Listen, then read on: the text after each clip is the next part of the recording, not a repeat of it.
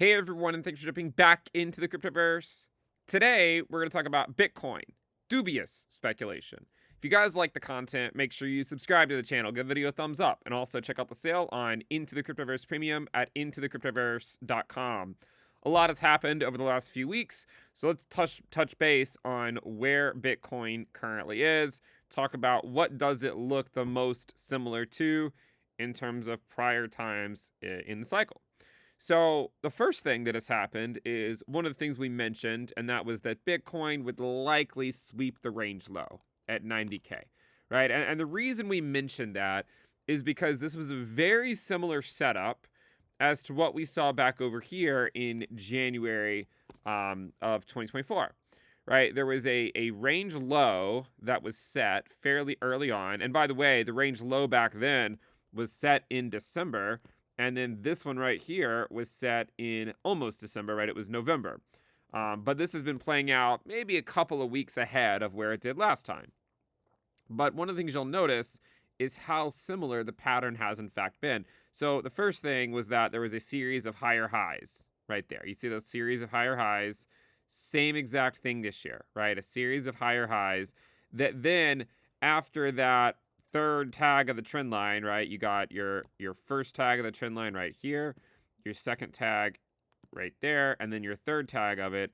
After the third tag of the trend line, it sells off and then sweeps the range low, right? Same thing happened this year. You get a high, a higher high, a higher high, and then it falls back down and eventually sweeps the range low. This is all very familiar, right? This is basically exactly what happened last year. And ultimately, what happened last year, after all of that, is that Bitcoin was in fact able to break out as February rolled around. And one of the things you may notice too, if you look, let me switch this over to a log scale. If you look here at the, sort of at least this higher high structure, you can see that Bitcoin ultimately went back up to the higher high structure once again, sort of a more macro higher high structure after sweeping the range low, right? This is actually a common pattern that we've seen with Bitcoin, where you sweep the range low and then you get a rally. And sometimes it leads to new highs, other times it leads to lower highs. But regardless of where it leads, after sweeping the range low, historically, we've had a fairly nice rally following that, right? Back over here, it ended up being another 90% rally. Here in May, it was only about a 25% rally. If you go back over here and look at what happened after sweeping the range low back in August of last year, you can see that that led to an even bigger rally, about 120% almost, right? So we talked a lot about the idea of sweeping the range low. Now, as long as Bitcoin is above 90K, as long as it stays above 90K, then the comparisons to this move here are not as valid. And the reason I bring that up is because that was also when the 10-year yield was going crazy, right? It was just moving to the upside quite a bit. And if the 10-year yield were to continue to rally, that could come into play. But again, as long as Bitcoin stays above 90K, that's not really the most likely outcome. I would say that if this momentum can continue, where we take out sort of the shorter term higher high structure, right? Because you kind of see the same thing again. You had these higher highs right there. We're almost seeing the same thing here, and frankly, essentially at the same levels as well. We'll see if Bitcoin can get through it. But if Bitcoin can get through, right, and if it can break up and take out sort of this shorter term higher high structure, and, just sort of taking out that resistance right there, then I think the next place you look is this higher high structure, because that's where Bitcoin ultimately went last year, right? It ultimately went there. It even went past it eventually, but that's where it rallied to before it found a bit of a cool off, right? You see that? So you had you had a higher high right here, there, and there. But in between the second higher high, right, in between the second higher high and the third, you swept the range low. Same thing, right? You could argue that you might be doing a similar thing where you're setting these higher highs sort of along the way. You eventually go down and sweep the range low. And now the question is well, can Bitcoin repeat what it did last year around the same time? Because you can see that this move also started in sort of the second half of January. And it topped out in mid-February, cooled off a little bit, and then went higher into mid-March. So we have talked about that outcome as well. And if it were to go up to this trend line right here, it would obviously depend on when it happens as to what price that would correspond to. But to give you an idea, if it were to happen on, say, Inauguration Day, which is a day that we've mentioned a few times that could be interesting, correspond to right around 120, 121K. Okay. If it were to happen sooner, it could obviously not be as high. If it were to happen later, it could, be higher. For instance, if it were to tag that trend line out in, say, March or something, let's say like mid-March, then you'd be closer to, 140K, right? It'd be closer to 140K. One of the reasons I had mentioned 120K as a potential outcome was because of some of the similarities what we noted between the launch of the QQQ and the launch of the spot ETF for Bitcoin, and noticing that when the QQQ launched, it went from 48 to 120 54 weeks later. If Bitcoin were to do the same thing, it launched it, when the ETF was launched, Bitcoin was at 48K. 54 weeks later would be next week. And so if Bitcoin were to go to 120K, the comparison with the QQQ, I think, would still remain relevant. Now, remember, the QQQ did top out 54 weeks after it launched, which for Bitcoin, would be soon, but it also, that corresponded to March, right? Not January or even February. It was a little bit later in the year. And also remember that, each cycle is different. It's not going to be the exact same thing. You could argue, honestly, that a lot of the price action recently by Bitcoin looks a lot different than what the QQQ did back then, in early 2000, right? Like if you were to pull up the QQQ, just to give you guys an idea of what I'm talking about, if you were to pull up the QQQ from way back over here, when it did get that massive rally into 120, you can see that once it began, it lasted, for a number of weeks, right? It really lasted for a number of weeks. This looks different than what Bitcoin is doing right now, because Bitcoin had sort of a longer consolidation. And maybe if we switch this over to a weekly time frame, you can kind of see what I'm talking about. But 54 weeks later after the QQQ, 53 weeks later and 52 weeks later, Bitcoin was moving up a lot, right? Where that's not really what the QQQ was moving up a lot. Whereas with Bitcoin, we haven't really seen that. It's still been range bound. So you could argue that if it is following this pattern, it still might be akin to sort of right around here rather than, a week before that. I do think you're going to see some more volatility with Bitcoin this year, probably to the upside and the downside. Oftentimes in post-halving years, volatility tends to pick up. So I do think that it's relevant to think about that as well. But in the short term, I think the argument is the main resistance. If Bitcoin can break through here, then the next one is just going to be, potentially going to this higher high structure again, right? The last time we tagged this higher high structure was at 108K, but today that would correspond to, closer to that 120K. And I know, 120K might sound like a lot, but it's not that much higher, right?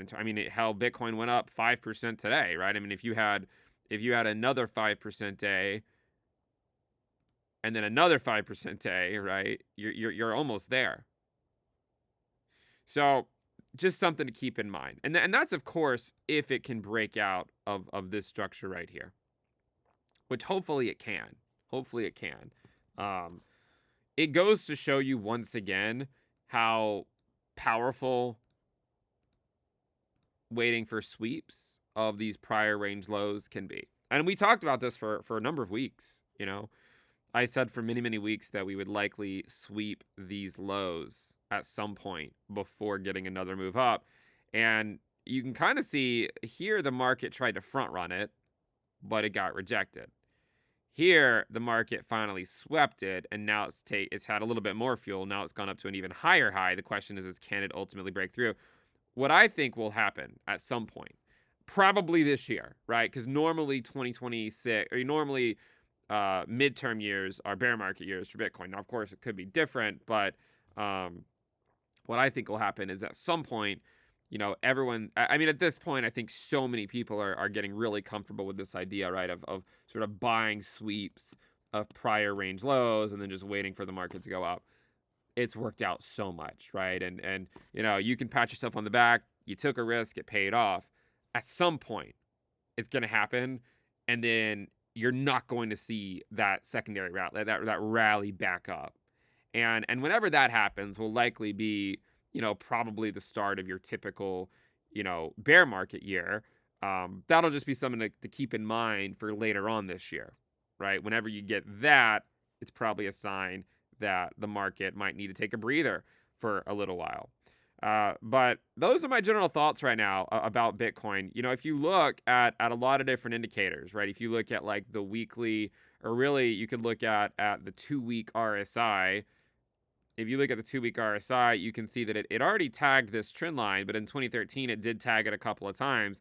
So what I've argued is there's no way to know when this trend line is tagged for the 2-week RSI, but whenever it is tagged, it often makes sense to assume that Bitcoin will get a sizable pullback from that level. So if you see the 2-week RSI up here later on this year, that's probably a fairly decent level to assume that the price might start to go another way. Another way to look at it is to look at the 1-month RSI, right? If you look at the 1-month RSI, it's even cleaner. And if you look at the 1 month, you can see there's also the same lower high structure and lower low structure. And if you see Bitcoin's 1-month RSI up here at around 87, 88, or even 90, it likely won't have too much further to go. For reference, right now, it's currently at around 76. Okay. Just to keep you updated as to where that stuff is. I know we've done videos on it. And some other things too, if you go look at, what was it? If you look at fear and greed, right? If you look at the fear and greed index, there's still similarities between this year and last year, right? You can see that the fear and greed last year also dropped down here to below 50. Here it dropped down to right around 50 as well, and then the fear and greed had a nice rally up. It's also having a nice rally up right now. Let's see if that lower high structure on the fear and greed index can be taken out. I'm guessing it probably will, considering it's already at 75, and that was for yesterday, and today Bitcoin's up 5%. So good chance you'll see the fear and greed index go higher. The other thing to quickly look at is that pi cycle top moving average division, right? If you look at the MAs divided, if you extrapolate this, it would put a next market cycle top around 0.9. Right now, this metric, the moving average division of the pi cycle top indicator, is at 0.61. So just something else to consider. And then the other thing that I'd like to check in on is the extension from the 20-week moving average. And you can look at it a couple of different ways. You can look at it through the lens of the short-term bubble risk.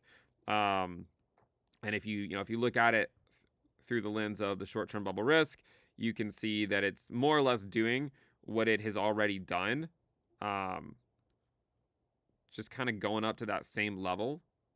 It still looks similar to the 2016-2017 cycle, right? So, and by the way, you can see that level there was the December high. Same thing, right? I mean, this was November, so maybe a month offset. Then there was another one, right? There was another one. Maybe that's what we're going to right now. Then there was a drop to really close to that bull market support band, and then things got even crazier. But that would be if you want to make the same comparison between this cycle and this one over here, the 2016-2017 cycle, which, I mean, there's reasons to. Again, if you go look at the ROI after the cycle bottom and you compare this cycle with the 2016-2017 cycle, I mean, it looks like a carbon copy of it so far, right? It looks very, very similar. In fact, you had a correction around the same period of time. So again, I mean, there's definitely reasons to look at it through the lens of that, even though things are not necessarily identical in the way they played out, right? Obviously, there are some differences. This cycle has not had as much volatility as the 2016 2017 cycle. In fact, in the 2016 2017 cycle, we frequently had 40% drops. This cycle, most of the drops have only been about 20% drops. We had one larger drop last year that was a little over 30%, but most of the drops for Bitcoin this cycle have just been 20% drops, which is about half of what you saw back in the 2016 2017 cycle. And now, if you measure this out peak to peak, and you look at it compared to the 2016 2017 cycle, you can actually see that it's ahead of where it was in that cycle. Now, if you take April 2021 as the top and not November, a lot of people like to say that April was the top, the real top, then it looks like we're even further along, right? Maybe we're, entering into this phase if you want to take April as the top. If you look at the ROI after the halving and you compare it to last cycle, there was also this correction around this time. And this is why we talked about, right? There's normally a correction in January of post-halving years. We got another correction again. And then there's also the comparison between the 2016-2017 cycle, and you can see that there was also a correction around that same time. So the reason why, we make these comparisons is because it does continue to follow them. And until it deviates, why not make those comparisons? And I don't think anyone should go into it expecting that it's going to play out in the same way. But the counterpoint, of course, is if you just look at this chart, the 2016-2017 cycle has been a pretty good blueprint as to where Bitcoin's going to go. Now, obviously, it would sort of bring in the argument of, are you going to get diminishing returns or not? Last cycle, I fought that good fight with many, many people, and I argued for diminishing returns. Many people argued against diminishing returns. And it turned out we did have diminishing returns. And the same people that said we wouldn't last cycle are now saying it again. But I got to be honest with you, I'm at the point where I don't really care, right? If we don't have diminishing returns, that's fine. I don't really want to argue with these people anymore because, to argue against it, it makes you the bad guy, to say you're not going to have diminishing returns. People are like, well, you're the bad guy. You don't want Bitcoin to go up to those higher levels. But there's no sense in arguing because, whether if you get diminishing returns, they're not ever gonna acknowledge it. They'll just pretend like, well, such and such happened. No one could have predicted it, right?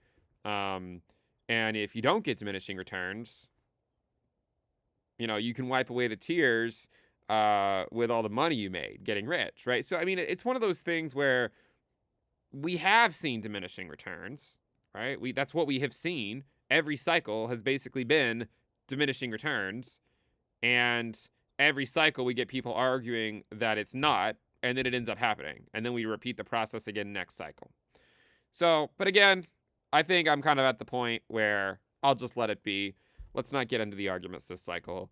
Let's just see what Bitcoin does here, and really see if it can get through that high structure that we've been talking about. The other way that you can look at the extension from the 20-week moving average is to go look at the natural log of the price over the 20-week moving average. So if there is going to be another, sort of correction before maybe another move later on, then it might come, and I need to look at this on a weekly time frame. It might come whenever the natural log of the price divided by the 20-week moving average hits this long-term trend line, right? So this is something that we've talked about a lot. Sorry, I need to connect to this one. This is something we've talked about a lot, how every time it hits this trend line, it tends to lead to a correction in the market. It even hit it a couple of times right there in 2021. It already tagged it once in March 2024. That was one of the other reasons why we had a pretty good idea that March 2024 was in fact a mid-cycle top. It also tagged it here in November, right? And I mentioned back then, if you guys go look at those videos, I said, look, guys, I know people don't like it, but normally you get a correction whenever it tags this trend line, and we're tagging it again. So it looks like, if we go back up to it, then maybe you would get another correction off of that level. And it could be the same thing that we saw last year, right? I think it's always important to remember that there's no such thing as a sure thing. And no, I know a lot of people can sort of get in their mind of like, oh, well, this has to happen. The main risk that the market has is if it's not a right translated cycle. That's the main risk, right? Every cycle so far has been right translated. And so I think, that's sort of the baseline assumption is that you just get a peak in Q4 of the post halving year, right? This was Q4 2013. This was Q4 2017. This was Q4 2021. So hopefully we get another peak Q4 2025. And then we deal with our 2026 bear market, and then we just get going again in 2027.